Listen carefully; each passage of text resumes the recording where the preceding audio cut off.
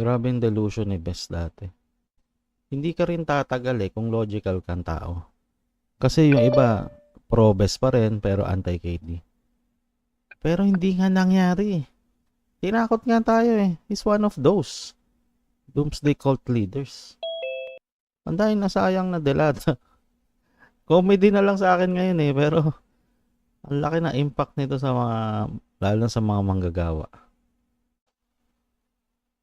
Sila Trotsky baka hindi sumasampalatayan kasi tayo dati iyak-iyak pa eh. Hindi, saka talagang sinabi ni Wes na wag nang kumuha ng engineering, pagka-doktor, pagka-abogado. 10 years count yung pag-aaralan niyan. Dumating na si Cristo, hindi ko pa nagamit. Yun ang sabi niya eh. Ewan ko bakit nagkakalimutan mo. O ngayon, yung mga hindi sumunod dun sa payo na yun, mga doktor, engineer at abogado na sila, sino ngayon ang hinihingan? Di ba? Mm-hmm. Yung mga na pag-iwanan, yun, yung mga nakinig. Ayun, mga naniwala sa delusion, sila yung napag-iwanan.